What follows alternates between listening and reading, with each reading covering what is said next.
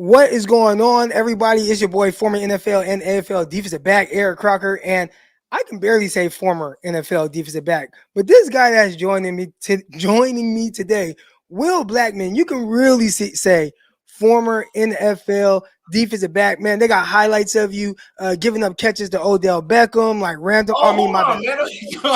Hold on, man. Listen, I ain't gonna let you just throw that in it. Pause. I'll just let you just.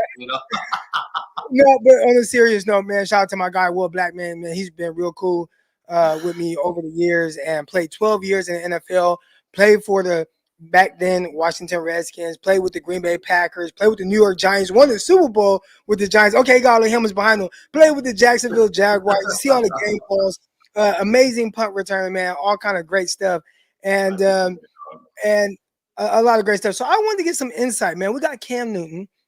He has come out today and has kind of, I don't even want to say called. I threw out this catchy name. Cam Newton calls out Brock Purdy, but I don't think he was calling out Brock Purdy. Matter of fact, he didn't even really say Purdy. He said like Purdy. I don't even know how he said his name, but we know what he was talking about. Said that these quarterbacks are game managers. Brock, right. Goff. You know what? I'm gonna let you guys hear it from the horse's mouth directly from Cam Newton. So here we go. Lamar Jackson, obviously Patrick Mahomes, Dak Prescott, Brock Purdy, but Brock, they're not winning because of him. He's not turning the ball over. He's managing the game. And if we were to put that in its own right as game managers, Brock Purdy, Tua Tagovailoa, Jared Goff, and really Dak Prescott.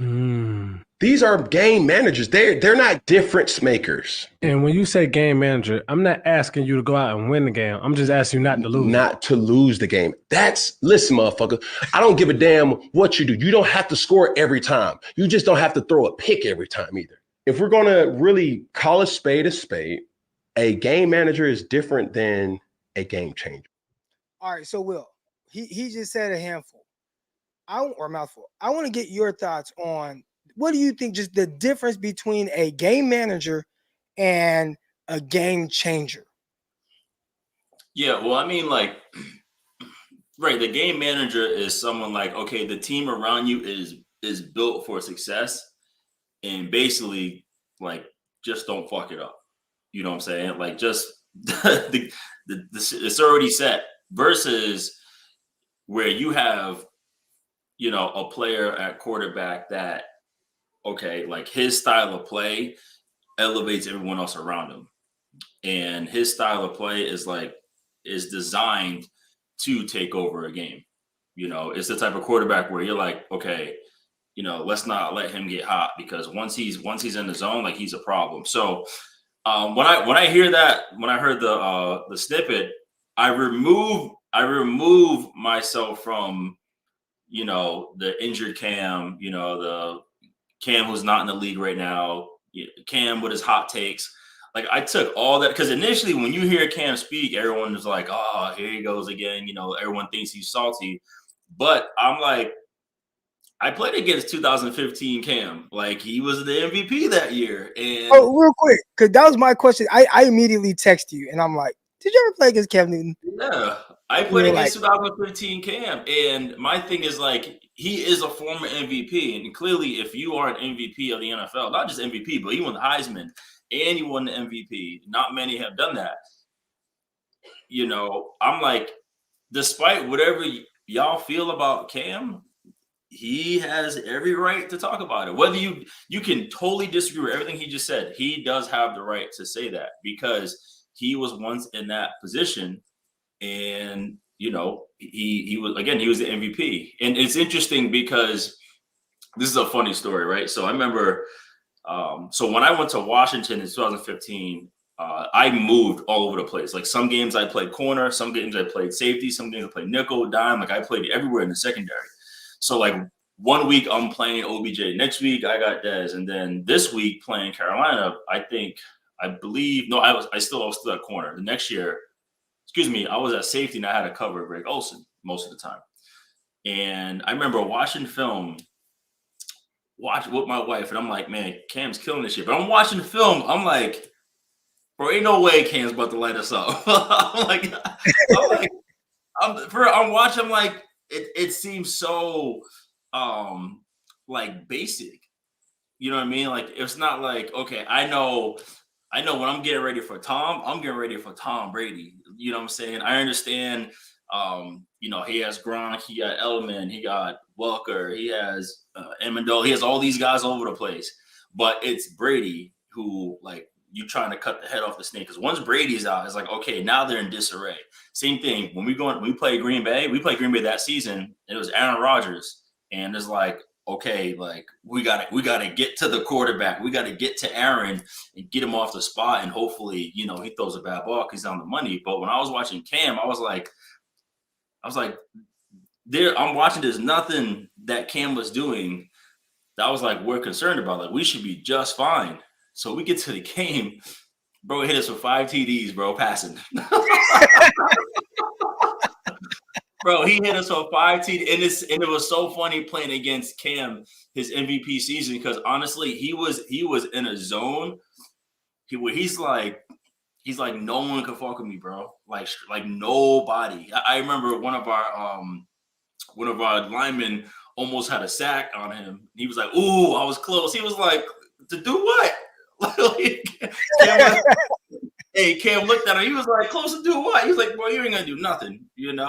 Like, he was talking smack to all of our dudes. He knew where to go, and him and North Turner, they were just connected. So when we looked at that team, sure, they had Funches, they had Greg, they had all the running backs, they had all these guys. I think they even had Jericho Crotchery there too. I think he was there. But I mean, honestly, it was Cam, man. Like, it was all him when it came to the offense. Now, I will say too, right, the team was, especially on defense, was built for success, but Cam made the plays on offense. I mean, his numbers were absolutely outrageous that year, which is why he won MVP. So I understand to that point. But, that's and then he came back the next year. He came to Washington. He hit us for 300 again, and it was like, damn, dude, like, okay. On film, you're like, man, it is not like, okay, Aaron Rodgers, again, I bring him up because I played with him and Favre, where he's just lighting you up. It's crazy passes, blah, blah, blah. But Cam was early. He got to his things. And I think Norv took a lot of what he did at Auburn and did that in Carolina. I got to triple check that, but which is a smart thing to do because he was good at it. So, right. Yeah. So would you consider Cam Newton because he talked about game manager and game changer, would you consider him a game changer? And if so, was that a positive thing for that Carolina team? Yeah, it was huge because Cam had the ability to do everything. He was able to run the football just as effectively as a running back. He was able to throw the football. As much as people, like I said, myself included, watching on film, I'm like, there ain't no way this dude's lighting us up in the passing game. And he comes out and hits 5 TDs and he's talking shit to everybody. And it's like, damn, like, this man cannot be stopped right now. You know what I'm saying? And then you try to tackle him. He's built like Ben Wallace. You know what I'm saying? Like, you ain't tackling him either. You know what I'm saying? So that's I was a believer when you see it on the field. So when you listen to his comments and he's talking about game managers versus game changers, and he throws in Brock Purdy, and obviously, I mean, that sent the 49ers fan base into a tailspin. They're kind of going crazy right now on Twitter. They're going crazy on Instagram. And my thing was like, dang, like, we can't respect his opinion at all. Is it because we don't like the message or the messenger? And it almost sounded like they didn't like either one. They're saying that he's salty. I even saw a comment in here in the chat right now where somebody was like, oh, he's salty, which I don't think he's salty. Like, most players I know, and I think this is the part, like, people are. You know what, though? It goes back to where he's like, they ain't 32 quarterbacks better than me. Gotcha. Okay. He probably goes back to that comment. So that's why that's why it would come across as salty when he's been saying that the past 2 years, ain't 32 quarterbacks, whatever, 31 better than me, Gotcha. All right. So he threw in Brock Purdy in that mix and said, yeah, game manager. Right. What are your thoughts on game? Because you just talked about preparing for, quarterbacks. And I wanted to ask you, or just teams in general. You got the 49ers this Sunday. You're ready. You're in the film room. at what point do you get to Brock Purdy in the sense of your preparation? Is Brock? Do you start with Brock? Do you start with Kyle Shanahan? Do you start with Christian McCaffrey, Deebo Samuel? Like, where does it start? Like your focal point on who you have to stop in the 49ers offense? Right. And quickly going back to Cam's MVP year, I mean, he was responsible for 45 touchdowns that year, 35 passing and 10 rushing. Right. Like I said, and he total game changer. But when you look at the 49ers, of course he can say Brock's a game manager. He's an easy target, you know, still his story, you know, undrafted. I mean, excuse me, last pick of the draft. And people are still getting used to him, you know, but I look at the 49ers in totality. In the last, 4 years, they went to 3 NFC championship games and a Super Bowl.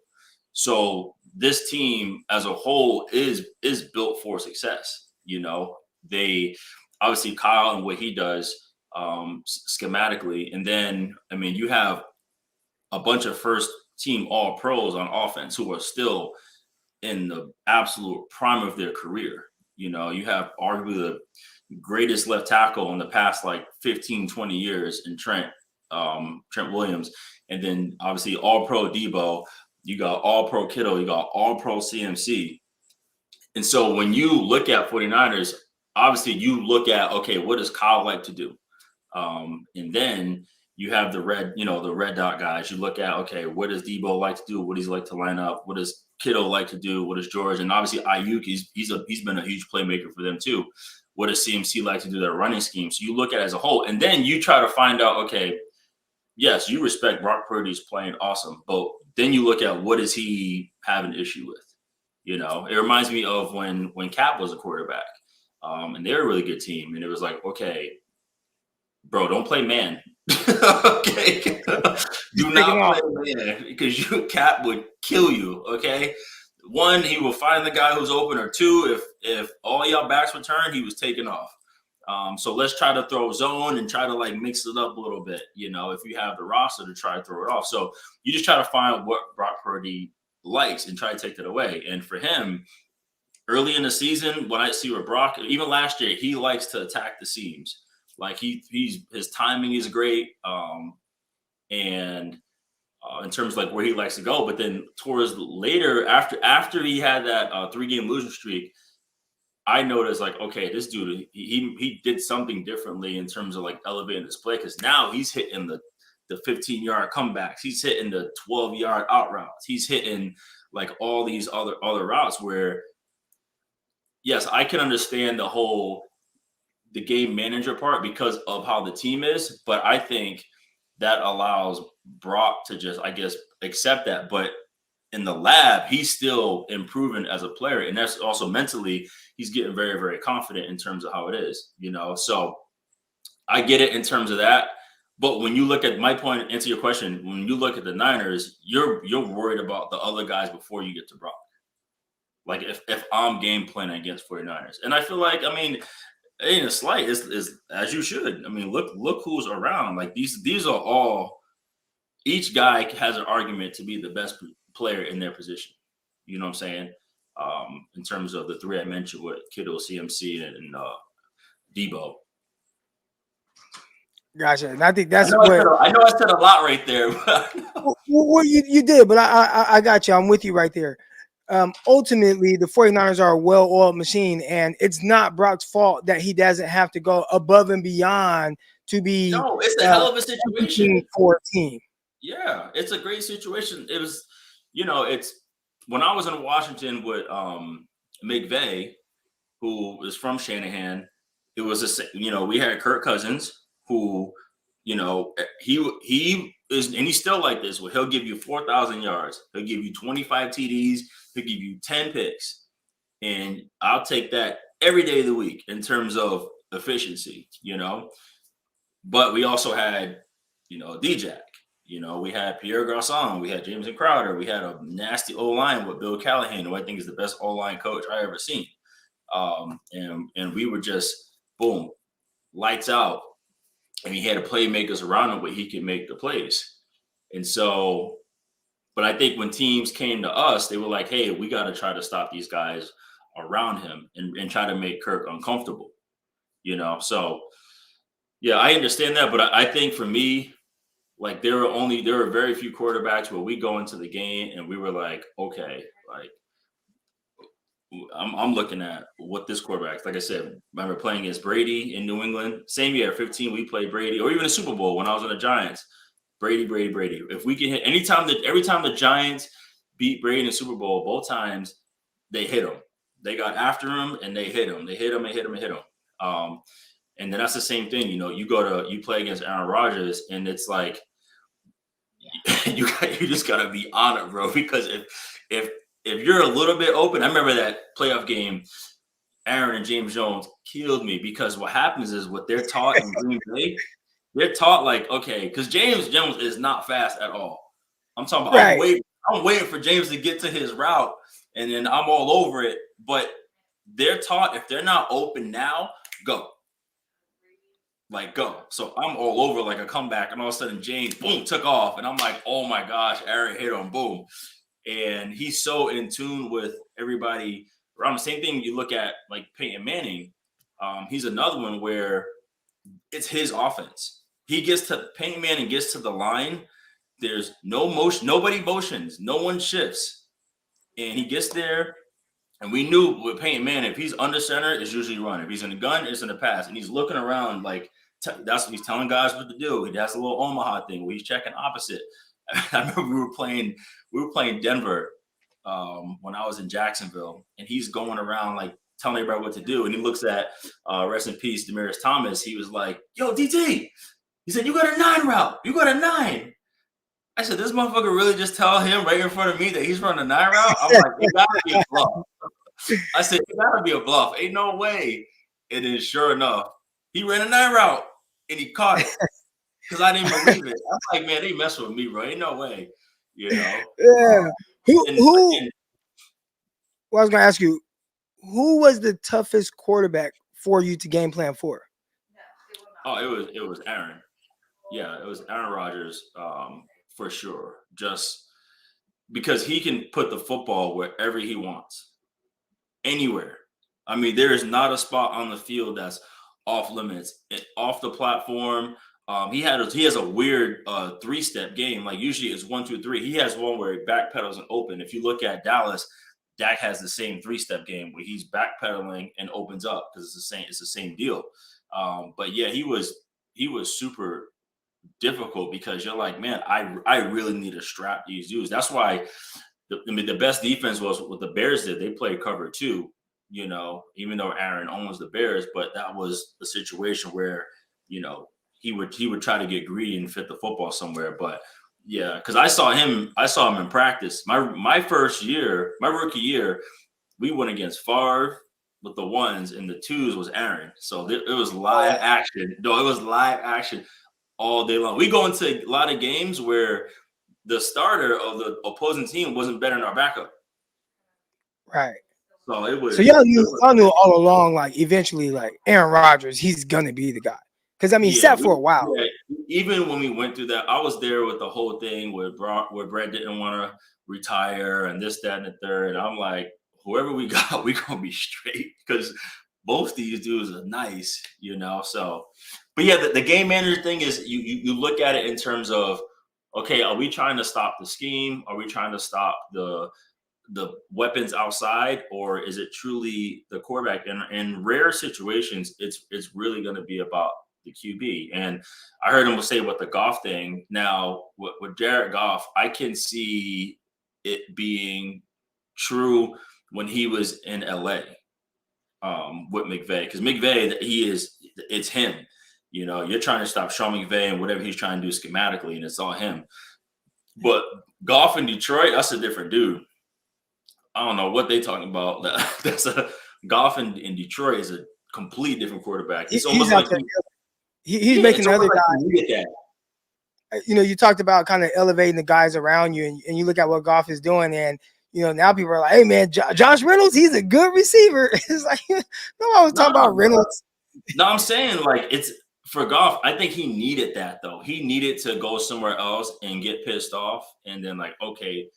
He needed a coach like Campbell. He needed, you know, a GM who was with him in LA who actually traded for him because he knew him. And then he has guys around him that they include himself. That team is full of guys who have something to prove, you know? And so I think for him, like, yeah, sure, you can say in LA he was, because he was, I think it was the Bears when they went to the Super Bowl in, was it 17 they lost to the Patriots? Yeah, 17. They played the Bears that year, and the Bears blitzed the shit out of him.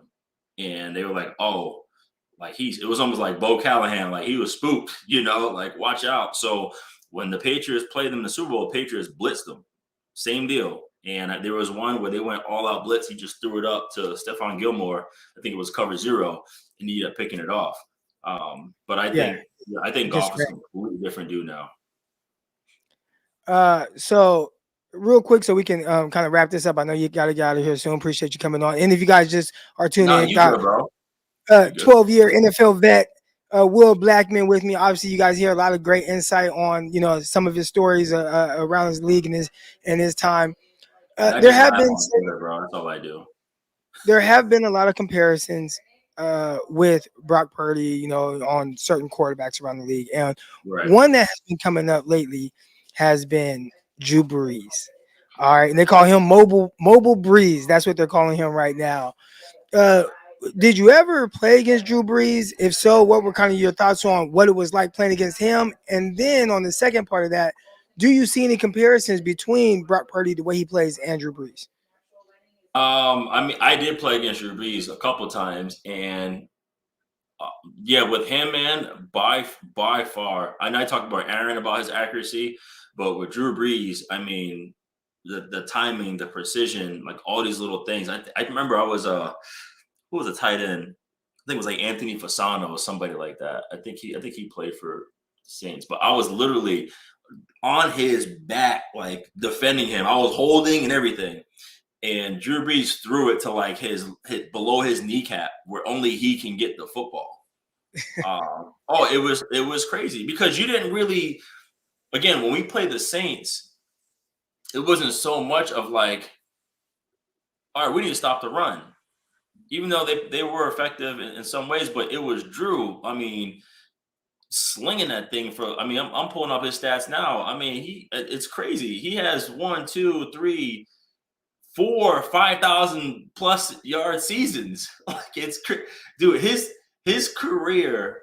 I mean, obviously, look, he has so many 70% where he finished.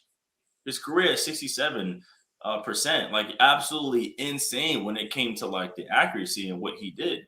And because it was high volume. I mean, all those seasons too, he led the league in attempts. Averaging almost 700 a season. So they were throwing the football. So we were trying to get him, we were like, look, this is the dude. If we play man, we gotta be precise, let's hope that we play him outdoors, because I guess he didn't do as well outside. But if we go to that dome with that energy, what they're doing, and even him with especially with what happened with like Katrina and all that stuff, like he was the main staple that helped elevate that whole city to then boom, they go and get a Super Bowl. I mean, he didn't just elevate the players; he elevated the city, and then obviously him in conjunction with Sean Payton was a big deal, because outside of like, obviously I know who I'm putting in terms of receivers, like Marcus Colston, like other guys like that, and so you honestly you can't really name like many guys that he was catching if you're just like average football fan, but you just think about Drew Brees as like the dude. Do you see any comparison between Brees and Brock, or is that just height, not the biggest of guys? Yeah, I think. Is it that? Yeah, I think if you look at it in terms of like the height and maybe the demeanor, but Drew was very like he was high energy in terms of like hyper focus. Like that's just how he was. Everything he did was to make sure he was on time. I compare Drew Brees in terms of like how hyper focused, how like Peyton Manning was. Like everything was like about efficiency, doing this, doing that, like just being sharp and being on it. In terms of like Purdy, I think, and this is not a bad comparison at all, because he was a good quarterback. I mean, I look at Romo, in terms of his demeanor, his style, just real laid back, real chill, and just having fun. Now Purdy is in a better situation because he has a guy who understands what it's like to get to the championship level in terms of Kyle Shanahan. So, but all those things come into play and matter. Dak's playing well, and people always. It's funny how people take away like Mike McCarthy's credentials. Like the dude is a championship winning coach. He's an offensive minded championship. I think he was in Kansas City with Marty Schottenheimer. He was like the quality control coach when Joe Montana got traded. Like he was there with that, and he goes to the Niners. Like he did all these things. Now, obviously, he's also known for taking Alex Smith over Aaron Rodgers, but eventually got Aaron Rodgers. But still, what he's doing, like, and I can speak not only because I was with Mike in Green Bay, but I was with Dallas this entire training camp on how he, Dak, and Shotty were in the lab, like really, really putting together a plan. And the same thing, you look at guys like how Sean Payton is helping out with Russ is doing. Yeah, Russ is not throwing gaudy numbers, but Russ is very, very efficient and not turning the ball over. And that's the one thing that he's helped with. So to have a coordinator in conjunction with a quarterback who is capable and ready to do things properly, like it's a benefit. It's the same thing of like if you're a receiver and if you ain't gonna do like who can get you the ball, like it's gonna be tough. It's gonna be tough unless you're someone like Larry Fitzgerald or D-Hop, where it don't matter who's throwing you the ball, like you're gonna go get it. Because I remember me in college when they asked me to move the receiver, I was like, absolutely not, and I gave it a try. And then having Matt Ryan as my quarterback, like he made life easy. I know the ball was gonna be on the money. I can only imagine how many receivers would not do well if they didn't have a quarterback. And then to add one thing about especially about Brock Purdy, is just his development alone. The dude started all 4 years in college. He has miles and was efficient all 4 years in college. You know what I'm saying? So it wasn't. I look at like he wasn't a dude that came in here like played his senior year and it was like, okay, he's struggling to make a team and yeah, let's draft him like last pick and bring him in. Like the dude has a lot of body of work in college in a conference where they threw the damn ball every damn play, So I also look at that in consideration. Like, okay, like let's look at that stuff. Let's always look at production prior, and he has that. And so sure we can say game manager, playing quarterback in NFL is hard as fuck. Right.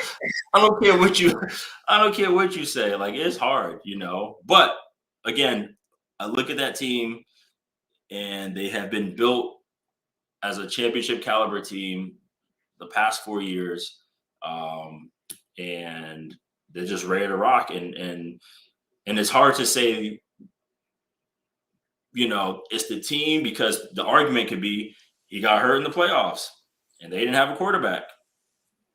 And so it's. I like Brock Purdy, man. He's in the MVP conversation because he is playing well. I think he deserves to be in that conversation based on what he's doing because he is making the plays. And again, if you just turn on, I advise everyone just turn on the tape. He's making throws that are like, okay, like this dude, he's comfortable in figuring it out. It's not just like, let me turn around. He's not just doing quick game 3-step. Let me try to be efficient, get the ball to the playmakers. It's these all the routes in the middle of the field. He's pushing the ball. Like he's pushing the ball to all areas of the field. Like, I mean, we watched a lot of Alex Smith, and nothing against Alex Smith. He's a legend for, being able to come back from that gruesome injury. But especially with the 49ers, like there was a lot of, let me get the ball in my hands real quick. Like here, Frank Gore, here's a dump off where, he did what he was comfortable. Like when we played them in the NFC Championship game, if he hit 2 bombs to Vernon Davis, that's the only reason they were in the game. He hit 2 bombs to Vernon Davis, but then Eli was cooking. He was cooking. It was boom. I mean, I think he got hit like 20 times that game, and I think he had 30. Victor Cruz had like 13 catches, and Eli was getting blasted and just cooking left and right. And especially some of these throws that Purdy has to George Kittle are crazy, So it's, again, I think it's still early, and I think eventually, probably towards the postseason, Brock will come through like fully. But also, he has another next year. He could be that guy where he's like, shoot, like I got this. Matt Ryan did it with him, with Kyle Shanahan when he won MVP that year. Same offense. So we have a couple questions right here in the chat. Shout out to my guy Gammon, and I guess we'll start off with the easy ones, then kind of get to a little bit tougher one. All right. So the first one is, what are your jersey numbers importance? So I know you wore several numbers. 27 with the Green Bay Packers. Were those numbers that were just given to you, and you're like, okay, I'm just gonna wear it. You rocked the hell out that 41 in Washington, but I guess maybe you can even go back to college, Boston College, where you were wearing number 1. I believe you had the nasty Revolution helmet and face mask. But that helmet was so disgusting, bro. Yeah, so numbers were big because, like, I grew up a big football fan. So my favorite player of all time was Barry Sanders. So, I tried to get 20 when I could, but usually everyone took that number. But I like 20. I got 27 when I was about 11 years old because my birthday is October 27th. And I was also a big Eddie George fan at the time. So I got Eddie George. I got 27. I just kept that number in Pop Warner. I wore that number in high school. And then when I got to college, at the time, like, number 1 was like the dude. If you can get number 1, like, you're the guy. And I was our top recruit that year. So number 1 was big for me. And then this is funny. When I went to Green Bay, when I got drafted by Green Bay, they said, what number you want? They're like, you can get 21, 24, 27. I was like, damn, that's the pick of the litter right there. I was like, those 3 numbers? And we just signed Charles Woodson. And I'm like, damn, if I get 24, he might try to punk me for 24. So I'm not even gonna take 24. I was like, you know what? Let me get my high school number, 27. So I get 27. I get to my locker. I look next to me. He got 21. 21, yeah. I was like, damn, I could have got 24 because I thought that number was dope. Yeah, so, yeah, it's a big deal. When I went to New York, I signed late, so I had nothing. I had 31 year and 36. I looked heavy. And then when I signed with Washington, the whole secondary was like full of swag. So like I knew there was nothing. And every number on the Washington Commanders is retired. They retired everything. So 41 is what they had. Yeah. So, yep. All right, here we go. So next question. I had me on mute because my daughter was screaming from upstairs. All right, here we go. Next question from Gammon. He says, what are your thoughts on the current evolution of football helmets from when you played compared to what you see today? Yeah, so the hard thing is, and you and I wore the same helmet. Like we both were more of a shut. Yeah, the shut with Eric, the Dion, bar, whatever you want to call it, Dickerson, whatever you want to call it. My thing is, at the end of the day, I don't care what helmet you got on. You get hit hard enough, you're gonna get a concussion. And because what happens is when you get hit, the brain shakes. It shakes. And my whole thing is like these helmets are getting bigger, which is not, you're gonna be more prone to have more head-to-head hits. You know what I'm saying? So it's, I don't know, man. I just remember growing up, like teaching tackling at the grassroots youth level was massive. Now, guys, they do the heads up online program and they just get certified through this online thing. You just got to get the questions right. But we weren't allowed to actually like do anything until we were properly taught how to tackle.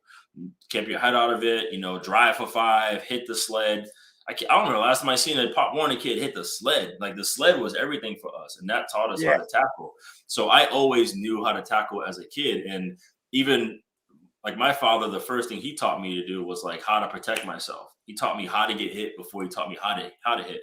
I never had a major concussion until my last year in the league. I got smoked. Actually, I hit Larry Fitzgerald. I made the perfect tackle on Larry Fitzgerald. he just ducked his head, and I think I got hit right here when he ducked his head, and I was out cold. But other than that, I never really had like a major concussion because I just knew how to tackle properly. Now I was on defense, so maybe it's a little different when it comes to that. I know it is. I mean, it's so frustrating for me when I'm watching football and I see a guy like, you just talked about Larry Fitzgerald kind of duck his head. And when I'm watching a defensive back or whatever, kind of, he has to commit. First of all, this stuff happens at warp speed. Right. I don't even think people realize how fast it's happening, especially at the NFL level, because timing and precision is like so great at that level. Like college, you might have a little bit more time to kind of prepare for something, but NFL, everything is really kind of bang, bang. Until you're like maybe a super veteran like Will was, and the game might slow down a little bit more for you. All right, but yeah, so I was early. I know how to get there early. To your point, yeah, right. So the tough thing is, a guy, you might be going in to hit a guy, and you commit kind of to this target area, and then if he drops his head or drops his body or goes down, and then all of a sudden his midsection or what you were aiming for was his midsection, now all of a sudden it's a helmet. It's like, well, you're getting flagged and thrown out for that now, and I think that's kind of ridiculous. No, I think it's like, what's the intent? Like you can see when the intent is to hurt someone, as opposed to I'm just trying to get this guy down, or I'm trying to just go in for a hit, but not like take his head off. No, like, it's hard. But it's funny because their excuse is like, well, here's the rule, so now you got to be athletic enough to adjust. So now. Guys are taking out knees. And my whole thing, I was like, man, give me a concussion before you hit my knees, bro. Like, don't hit me in my knees. No, straight up. Don't hit me at least if I get my ball wrong, sure, I know the worst can happen, but you play football, you're going to get your ball wrong a lot. Once you hit my knees, I did tear my ACL. Once I tore my ACL, I was like, man, I don't think I'm ever going to be the same player ever again when I tore my ACL. Now, fortunately, I was able to come back. It took longer than I thought, but when I did that, man, I was devastated. But it like you said, it is very, very difficult when you see a guy, and it actually happened to me. I think we were playing Seattle, and I think Luke Wilson, the tight end, he was running. He saw me. I went right at the numbers. It's the strike zone. He ducked his head. Well, I got hit with a standing 8 count. I remember I took a knee. And I looked over. I was on the opposite sideline. I looked over to our sideline, and the yard line went like this. I was like, man, come get me. I ain't about to be stumbling on national television or wobbling like I'm doing a sobriety test. I'm like, man, y'all come get me, man.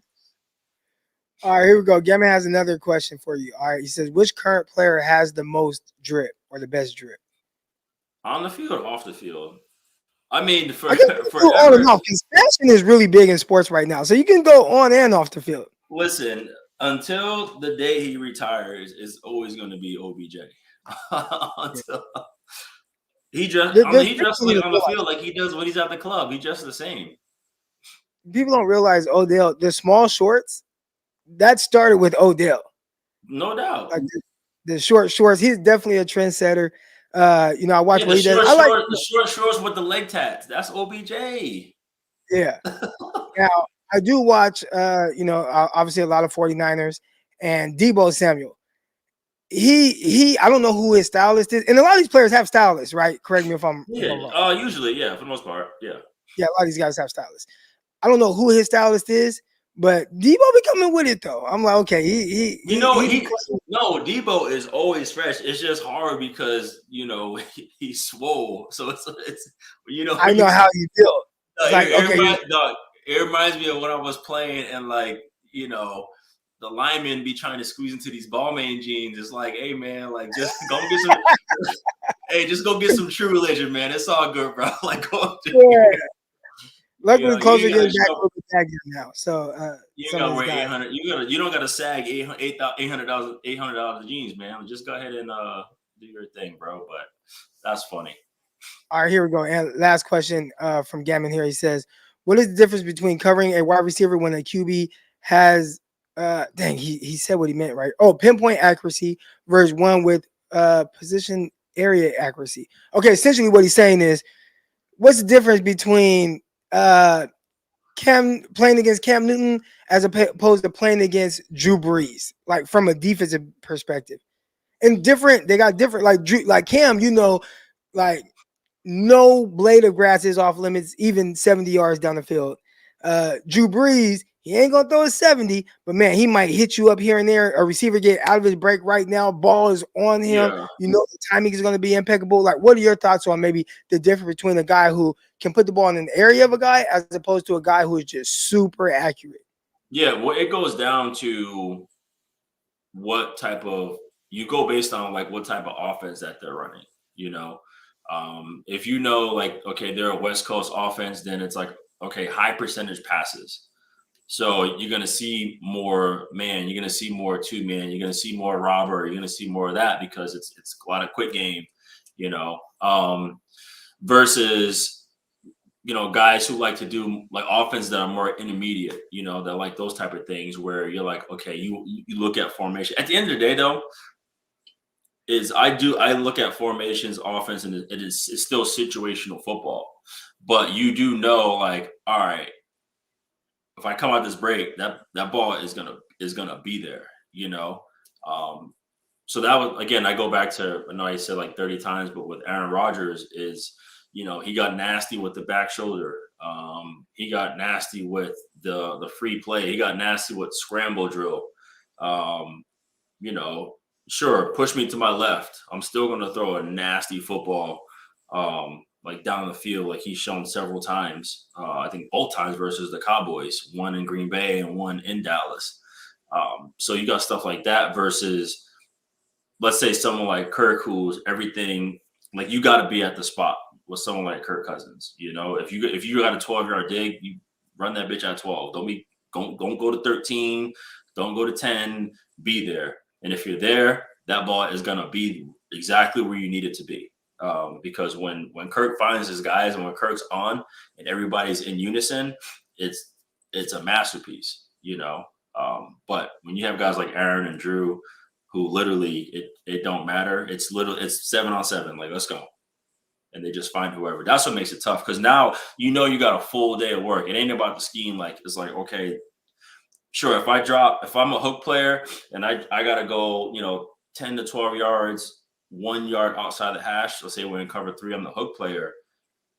Make sure I get there. And even if I'm there, if there's a guy outside of me and there's a guy over here on the inside, I'm reading the eyes, but I know that if he's looking this way, I got to work that way. But sometimes, even if he's still there, quarterbacks like Aaron and Drew and Brady will get that ball there before you do, So, but truly, to really answer this question, the hardest quarterbacks to play against are the ones that know your defense better than you do.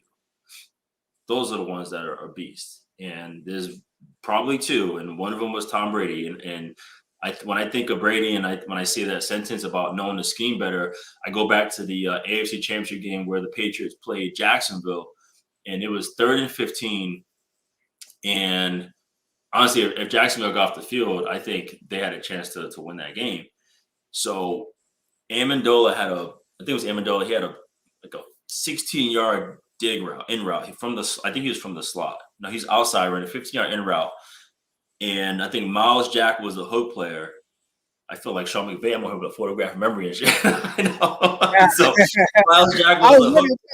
How do you remember all this? I know. Miles Jack was the hook player.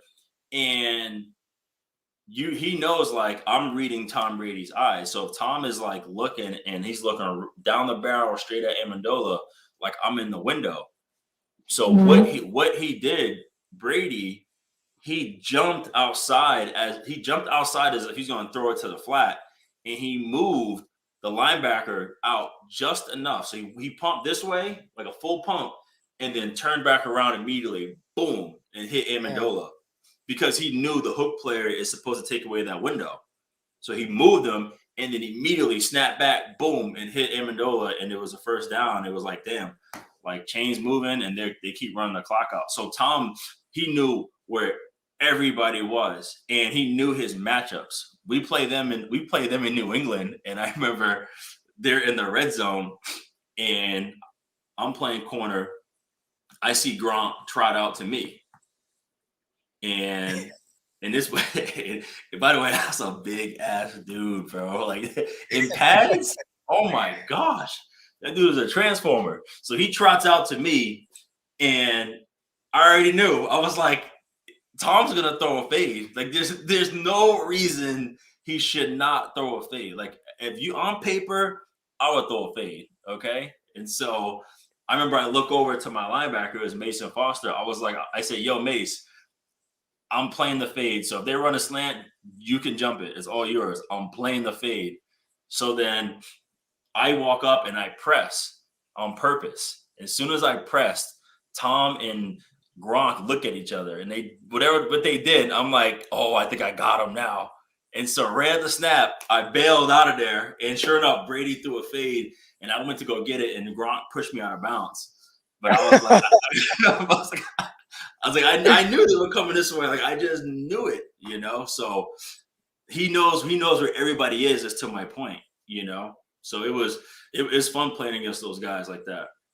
So I had just made a comment on Twitter or X, whatever you want to call it, and I said, Brady. It was something along the lines of Brady is better than Aaron Rodgers. He was always better, whatever.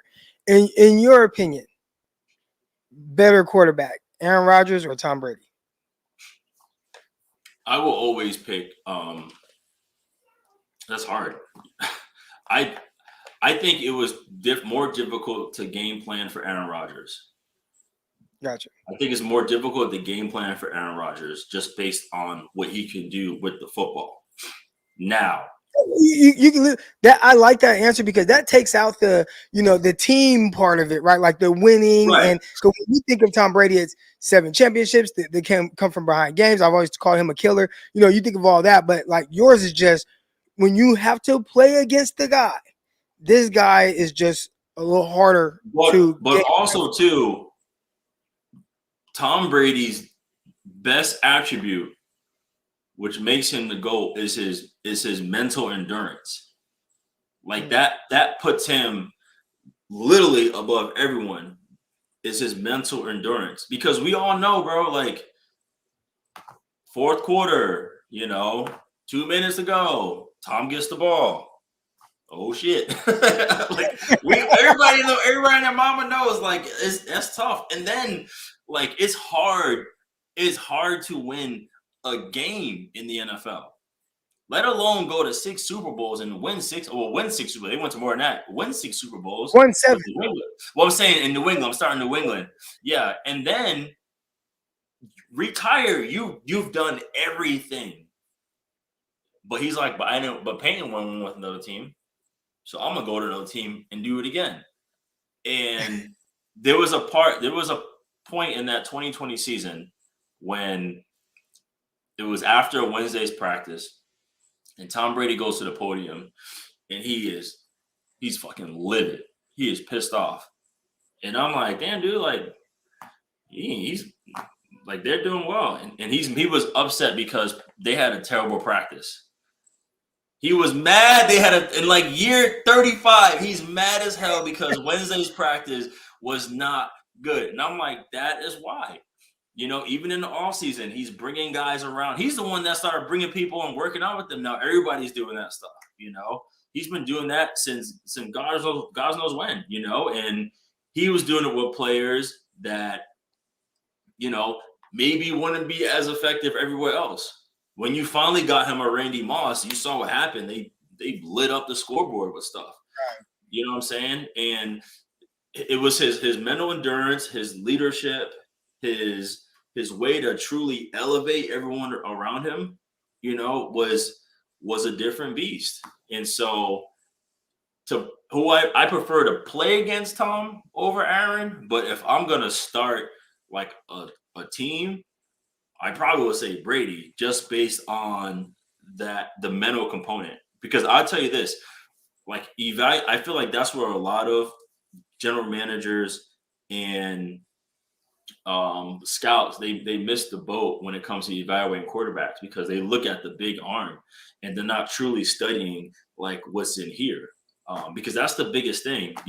I remember who was it when Cleveland was they were evaluating Baker Mayfield, and people will say whatever they want about Baker, and I get he's had a different journey than people thought, but he has like that thing where he's so competitive, and he's gonna try to find a way and figure it out whatsoever. Say what you want, he's still a starting quarterback in the NFL. And before he got to Cleveland, like, you know, they were doing all. I think it went 0-17, 0-16 that year, I believe it was. And he comes in, and eventually he got him to like the playoffs. And I would say the downfall of that, I feel like they gave him the keys to the car way too early, because then he started speaking out about people's injuries, started speaking about people's contracts, and then when you start doing that, but his mental endurance as well. It's not the same as Brady, but in here, that's why everywhere he goes, they're like, "Oh, we love this dude. We love this dude." You know, because even when he was at his pro day in Oklahoma, like everyone followed his lead and love how he is. So that's you go back to Russ. Nobody can go through that season last year with Russ. You know, a lot of things happen too. It's already documented, but you know, Russ goes to a new team, he goes to a new city, he has a new coach, he has new teammates, he has new everything. You know, when you're in Seattle, it's Pete Carroll's culture. Win forever. Always compete. It's on every sign. Always compete. You hit it before you go to any room. Always compete. And you know, you got a new head coach who's never been a head coach. And he's learning how to he's learning how to win the locker room. And then the biggest thing for us too is he lost his best friend in Trevor Moawad. Trevor Moawad is a super popular mental performance coach. He works with like Russ, Von Miller, and he literally helped Russ with everything. And he passed away a year ago. And so now Russ is really in the Lions den, like by himself trying to figure this shit out. And then eventually he did. And he did get the coach that he was supposed to have in Sean Payton. And people forget Sean Payton actually fixed Drew Brees when Drew Brees nobody wanted him because of his messed up shoulder. You know what I'm saying? And so he ended up figuring it out with Russ. And you know, they're playing competitive football. So but Russ was able to have that mental capacity because he's big on that in terms of like, can I handle adversity? You know, I want my quarterback to be able to, can I handle a stressful situation and still be okay? And that's a really hard thing to evaluate. So when you watch tape, you really look at like tough situations, you know, when is it hard? When is it vulnerable? Going back to Baker, you know, he walks on to 2 schools and gets a scholarship. He walks on and earns a scholarship. He walked on and won the Heisman. Like, come on, man. You know, it's interesting, man. So it's because if you get to a certain level, like everyone could throw the football, man. You know, everyone could throw the ball. Otherwise, you wouldn't. I try to tell people that, like, well, not so much everybody can throw the ball, but I think everyone thinks that when you construct this roster, right, it's just made up of all these guys, and then even like the superstars or even the stars that we think of are just so much better than everybody. But in all actuality on the roster, you know, you can have a practice squad cornerback that's damn near as good as your CB2. Right. But maybe the difference is just, you know, money, more opportunity, and things like that. So I like that you said that about throwing the ball, and I think that kind of ties into this question about Brock Purdy. But he says, "Hey, Will, can you tell us what you see in Brock, a guy who, you know, maybe didn't pass the eye test from some people, but clearly the 49ers players love him, and he's been playing well. But when you watch Brock, what are your thoughts on him?" The biggest thing that stands out to me about Brock is his maturity. That's the biggest thing for me. And it goes back to him playing all 4 years at Iowa State. You know, I think he won the things the Ed Doherty Award, which is the Heisman for Arizona high school football. You know, he's the best player in the whole state when he was in high school.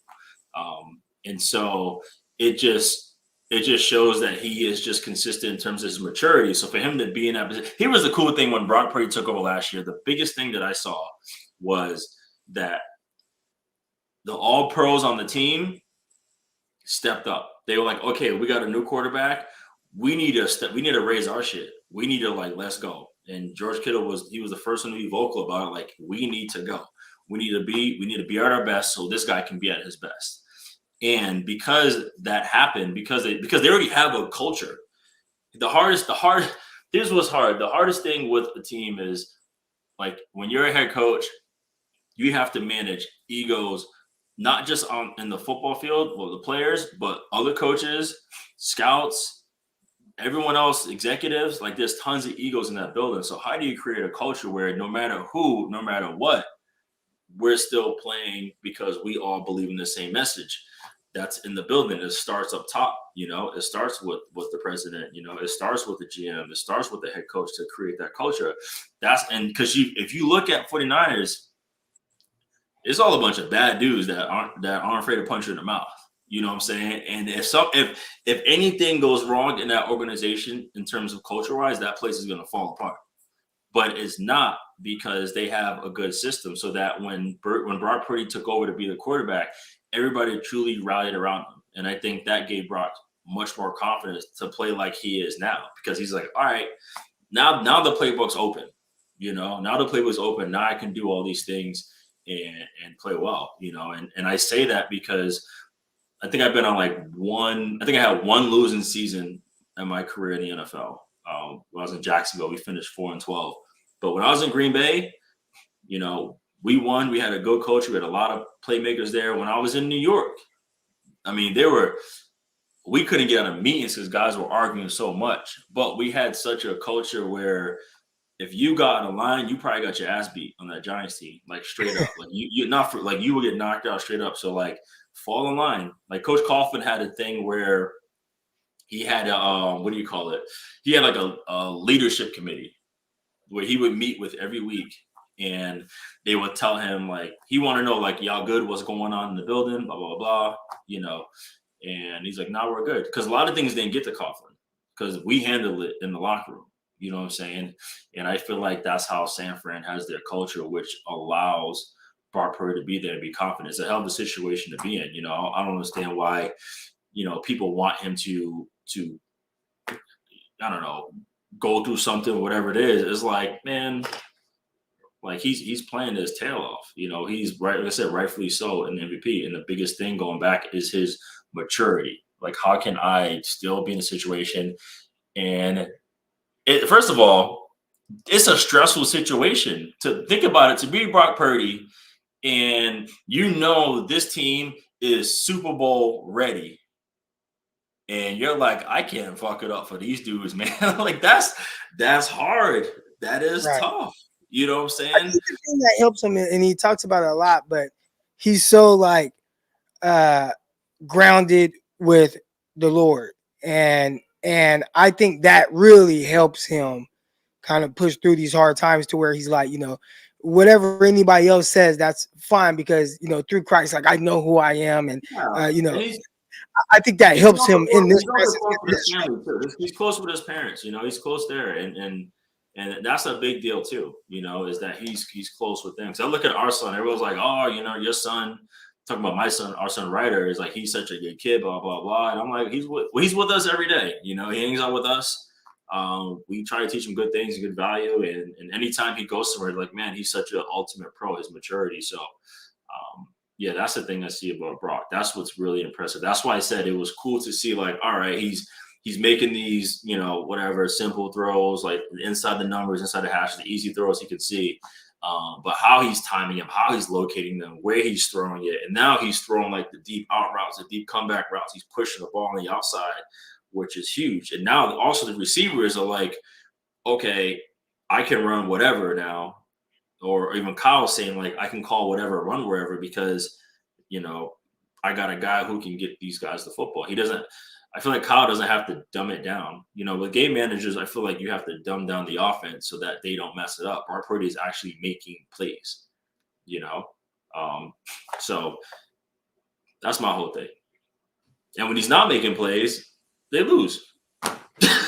So there's a lot. Gamma has a question here. He says, which 49er wide receiver would you least like to line up across from, Debo or Ayuk, and why? I probably would rather line up against Debo versus Ayuk. Because, yes, Debo is ultra strong. He's a playmaker. He's physical, but I don't think people realize how athletic Ayuk is. I mean, we can go back to his college stuff. We can go back to his rookie year stuff. Like that, to go against a long, physical, fast mutant is difficult. He's built like a 400-meter runner. Like that's what he looks like. At least I know what Debo is. He gonna let me get hands on him. You know what I'm saying? Like I'm gonna have to fight. And I was a bigger defensive back. I'm 6'1". I was 208.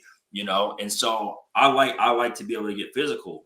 But against guys like him, against Ayuk, I feel like it would be a different cover for me. And plus, too, I know like Debo, he's not running many things that are going to stretch me down the field. You know, so Right. now I know I'm I not, but I like that. I need to take Debo because at least with Debo, you know, I'm going to likely, if we're talking about man coverage, I'm going to be in position to make a play. I just Now gotta it's make just I just gotta make the play. You gotta make the play. You gotta make the tackle. Like that's the tough part. Make the tackle. With a guy like Brandon Ayuk, who I think he does a really good job with, you know, route manipulation, like setting his routes up, you know, understanding leverage, turning guys around. I saw a lot of that at Arizona State in this film because there were a lot of people like, oh man, he's coming out a little raw with his route running. I'm like, raw with his route running? Like, what film are y'all watching? I'm watching him work guys' blind spots, turn them around, make them speed turn. You know, he's getting guys at the line of scrimmage. He understands pace with his route running. I'm like, nah, it's all there. Guys twitched up. You know, he had young Jaden Daniels playing quarterback, and they didn't have a good offensive line. I think that led to more of his, I don't even want to say ups and downs because he was like a 1,200-yard receiver, but I think he wasn't as well known because junior college transfer from a JUCO in California. Right. Played 2 years. The first year was all N'Keal Harry. Second year is him, but it's like, man, I got this young like freshman quarterback and that bad O-line. He still put up numbers, but he kind of burst onto the scene late. And I think that was more the issue. And still went first round. Still went first round. That ain't no slouch. But I think go ahead, sorry. I was gonna say I think the people that are kind of like they have to try to figure out, well, why is he going so late? Oh, it got to be a little raw with his route running. I'm like, I ain't seen no issues with his route running. Yeah, guys, like that's fucking hard, man.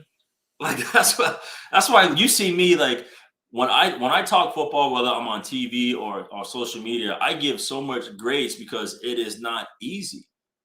You know, one thing you'll never see me do is like, man, this guy's terrible. This guy sucks. This guy can't do this. Because I understand like what they're thinking. Like I always give grace because like it is challenging because you don't know what's asked of them. One, you know their capabilities, and plus two, guys are always learning. You know, we're in a game now, this day and age, where we want you to get out there now and produce. Where back then, like you had to wait. You know, you sat behind an OG and you had to wait. And eventually, if you were good enough, then yeah, they put you out there. But now guys need to be ready now. So, I mean, this is an interesting comparison, but when I think of like somebody like that was athletic and who could run, when I was in Jacksonville, you know, before he got in trouble, I had to go against Justin Blackmon a lot, and he was one of those dudes. He was one of those dudes that was just absolutely like athletic, man. And if he was super strong. He was only like 6'1", and just can do everything, you know, just.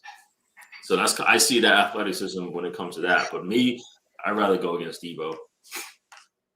I feel like people don't realize just how good Justin Blackmon was. And it's unfortunate he ended up being out of the league for the reasons he did. But, man, that was a talented dude coming out of Oklahoma State. He was damn near a clone of Des Bryant.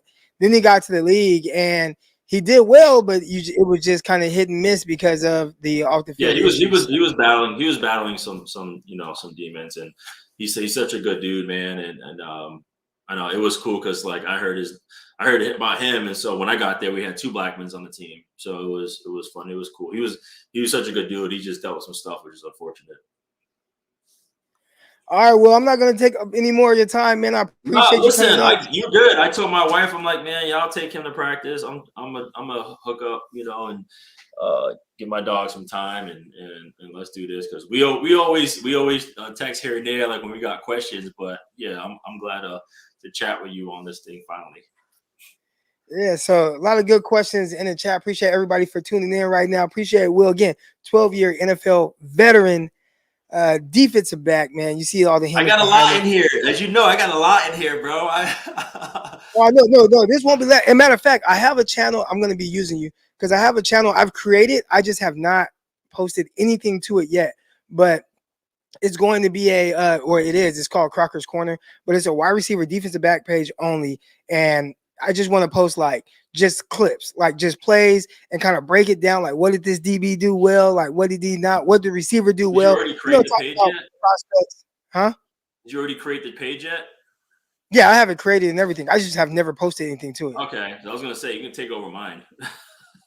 Yeah, I have it, but I haven't posted anything to it yet. So I'm excited. And that's something where I would love to get, like, I want to interview, past players, current players, like wide receivers, defensive backs, because I still feel like, especially DB, it's still the most like misunderstood position. And I don't think like we can't even put out enough information on what it's like to play the position, how difficult it is. And I feel like everybody hates DBs, and I just can tell by how. Here's a tough thing with DBs, man. Is it's like there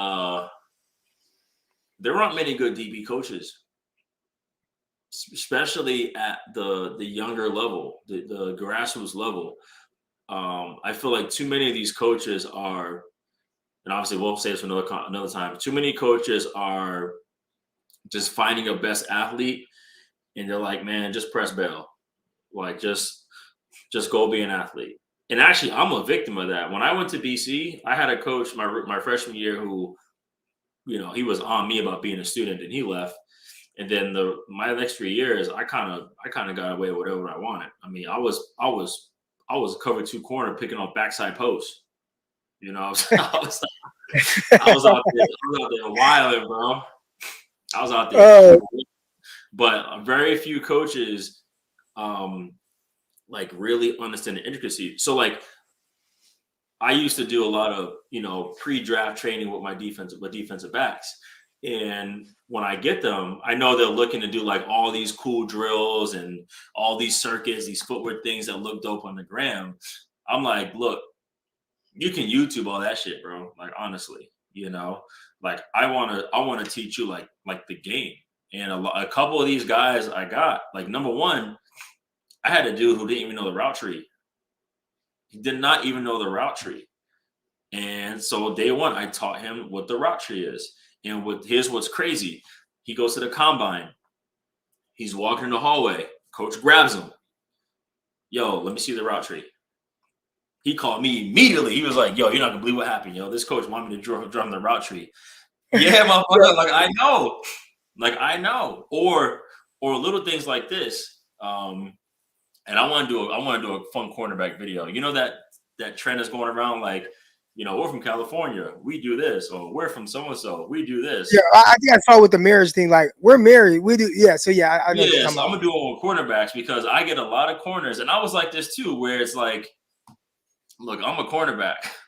I don't know the defense, but I know what I got. You know what I'm saying? I hit Desmond Bishop. Did you play with Desmond Bishop? Yeah, I played Des. Yeah. All right, so he's my defensive coordinator here at Edison. So he's the D coordinator. I'm the DB coach. That boy, he reads about 6 books a week, bro. That boy be reading. Yeah, Des hella cool, hella funny. He's big time in the boxing. All right, so I hit Des. I text him, and I'm said, Des, but can you teach me defense? Like, and everybody thinks, oh, you played, you were at the high levels. You're supposed to just know all these things. And I'm like, dude. Back end guys, especially corner, like especially if you're on the outside, know your job. Right, but I think you playing safety, I think you playing in the nickel, that stuff really helped you. It's like because you got to touch corner, and I literally had the less I knew, the better I played at corner. You gotta be on it, but yeah. But that's to my point is like these guys only knew their job. So when they would get on the board, I got a board right here. They would get on the board, and I'm like, yo. I'm like, give me the defense. They go like this, right? I'm like, all right, what do you got? They're like, I got this, and that's all I get. I get this. That's it.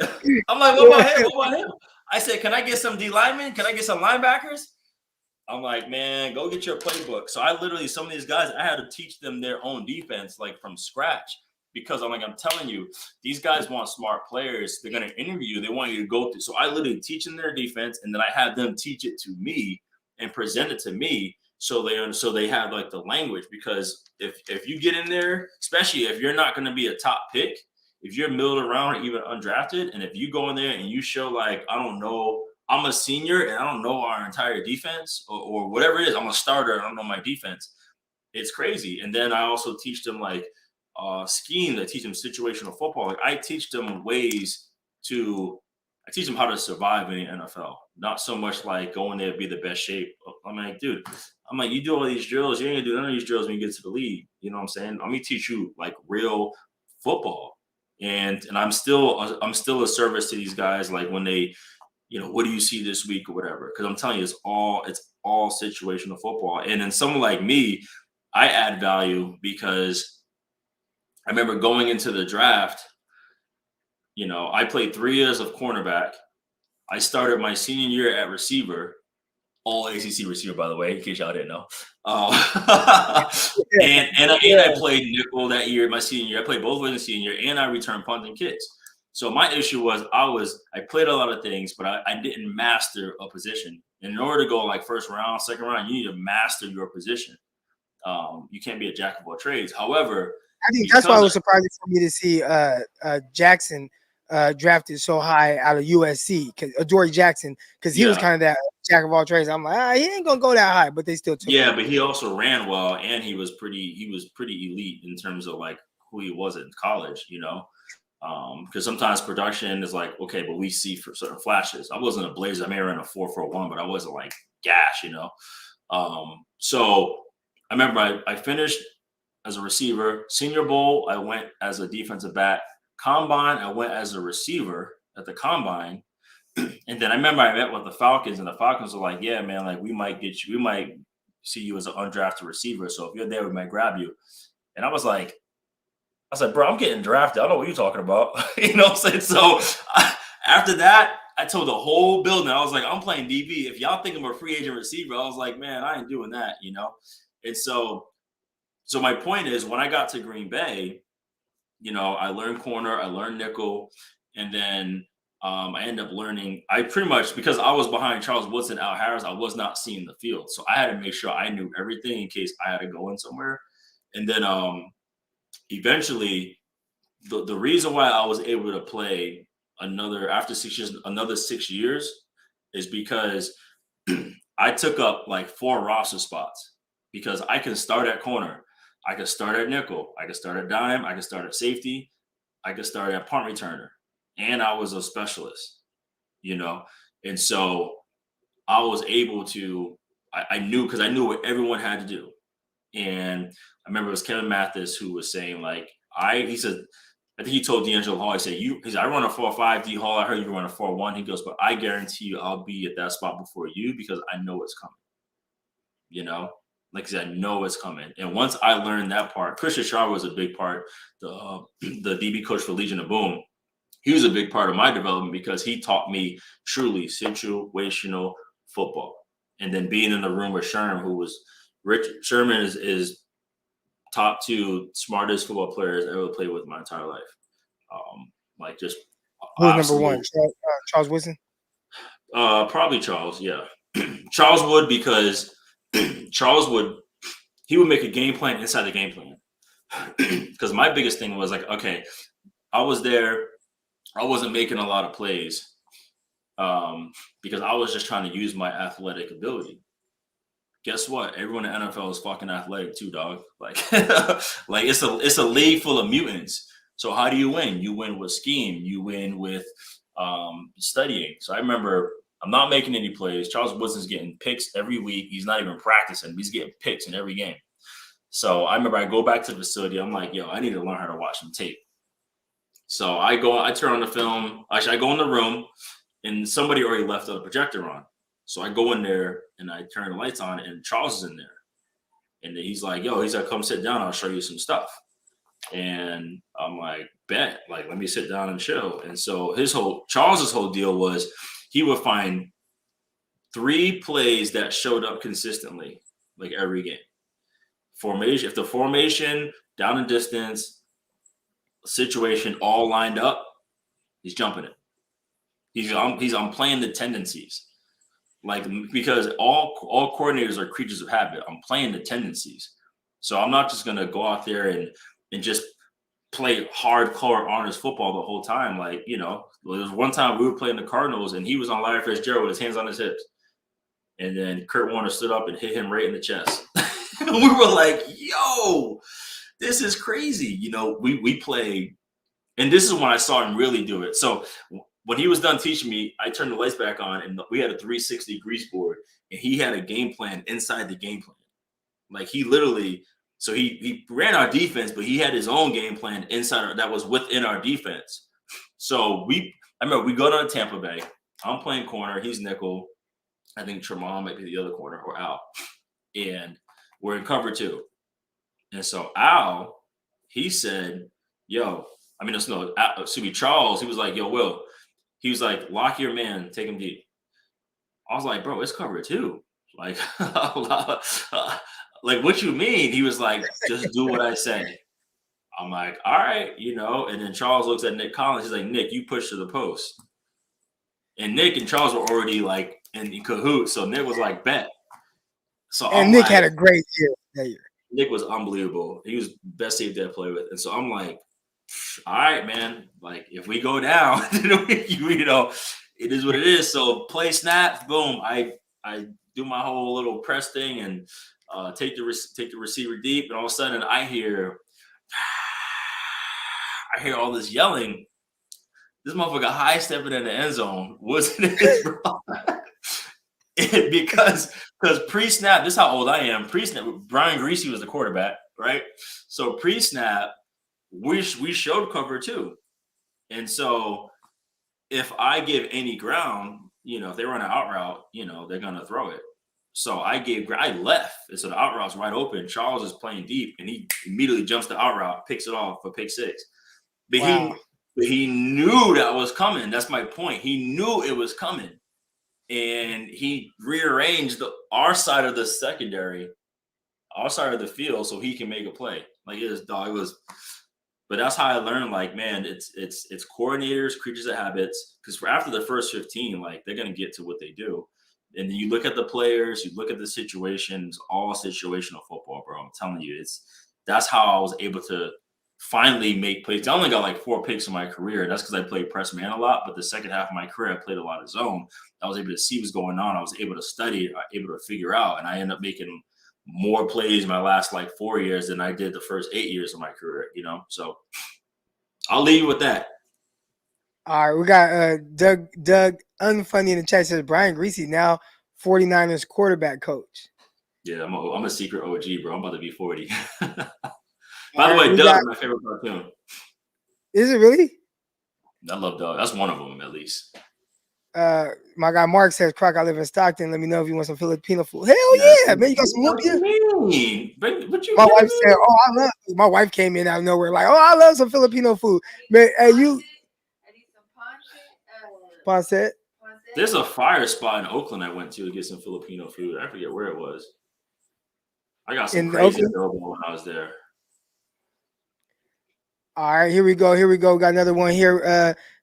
Kyle says Christmas gift for whoever gets on DK's head. Do you have any stories on getting into an opponent's head? I know me personally, I actually was kind of like a little dirty. Like I just watched my wife said shit talker. Like, I was talking all day on the field, and I just watched Fred Warner push DK from behind. Like, DK tackled him. He got up. Fred got from behind, bro. That was not to me, it was just like it's so Fred Warner because he's an agitator. Like, I just see little things he does. I saw him one time tackle somebody, and then he like army crawl slid all over the guy. Oh yeah, Fred Warner's like he's on one during the game. Do you have any? I'm a big fan of Fred Warner, but that was OD. Do you have any stories on trying to get in guys' heads, or were you just like, I'm just so focused on my job? Yeah, I wasn't really I thought it was fun when guys like talk shit, like it was because I grew up, man, where like you got made fun of all the time. Like everybody just cracked jokes on everybody. So that's why for me, like on social media, I laugh all the time, make fun of so many things. People make fun of me, like it's cool. Same thing in the locker room, we all snap on each other. So on the field, it was it was always competitive, and so I didn't really trip. But it's funny, but there were two, not from me, but there were two kind of like I'll do things like this. Like as a punt returner, I talk trash a little bit, like I'll before we line up, I'm like, yo, let him go. Don't even block him. Like I got him, like little things like that. This is my wife here. Or go ahead. You can answer that. You can answer that. I can get to another question. My she took our son to practice, but yeah, I didn't really say much, honestly. I just laughed a lot though. Like I laughed a lot in games. Sometimes even at my own teammates. I remember I was in New York. We played the Packers and Devin Thomas. Remember him, receiver? Yeah. So we're running down running kickoff, and he was like, "Man, you see that dude 22?" I'm like, "Yeah." He's, "I'm about to lay his ass out." And I was like, 22? This is about a kickoff. He's like, "Yeah." I was like, "I'll let you know right now. That's my boy P. Lee." I'm like, "He's super strong. He made it look like it, but he's Jamaican." I said, "My dog is strong." He's like, "I don't even care." I was like, "All right." And DT was yoked up, And so we run down and kickoff, and I see my dog get suplexed, and in mid stride, I am weak, bro. I am weak. I ended up making the tackle, but I was weak. I didn't say much, but there were two types of trash talks that like really threw me off. First of all, Fitzgerald was the worst in terms of trash talk. Fitzgerald talk trash? But it's not really trash talking. It's almost Andrew Luckish. Like he'll hit me for like a 10-yard comeback first down. Like, "Hey man, how's your dad doing, man? He's good. How's he doing, man? He's good. How's your wife? Everybody cool?" I'm like, yeah, whatever. Boom. So you figure, was that the PIP? Like, did they put screws in it? I'm like, all right, now get the fuck out of here, bro. Like, no way. Like he's asking how you're doing, like almost like like disarming you when he's talking. You know what I'm saying? Yeah. Like, but I tell you what, who lit me up and it caught me off guard because he is a cool ass dude. So we're playing the Niners in London when I'm in Jacksonville. We get bombarded, right? And I'm traveling, and I remember, I'll tell you right now, the receiver ran out and up, and I strapped it out and up. But they call illegal contact because he ran into me.